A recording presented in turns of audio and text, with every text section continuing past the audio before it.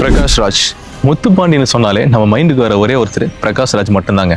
Tamil cinema மட்டும் இல்லைங்க, Indian சினிமாவே ஒரு கலக்கிட்டு இருக்காருல. இவரை பற்றி கொஞ்சம் பேசலாம் வாங்க.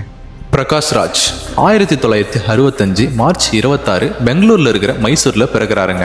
சினிமாவை ரசிக்கிற ஒரு உண்மையான கலைஞன் கூட சொல்லலாம். டூயட் படம் மூலமா சினிமால கால் தடம் பதிகிறாருங்க.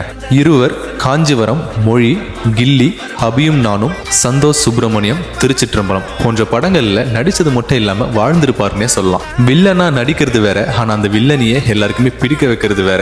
அதுவும் கில்லி படத்துல அந்த முத்துப்பாண்டி ரோல் பண்ணிருப்பாரு பாருங்க, என்ன ஆக்டிங்க. ரிலீஸ் ஆகி 20 வருஷம் ஆச்சு, ஆனா இப்பவும் அந்த கேரக்டர் எல்லாரையும் பேச வைக்கிறதுல. 1997 ரிலீஸ் ஆன இருவர் படத்துல பெஸ்ட் சப்போர்ட்டிங் ஆக்டர்னு நேஷனல் அவார்ட்லாம் வாங்கியிருக்காருங்க. காமெடி, எமோஷன், வில்லனிசம்னு சொல்லிட்டு எல்லா வெரைட்டிஸும் தர ஒரே ஆளு எங்க பிரகாஷ் ராஜ் தாங்க.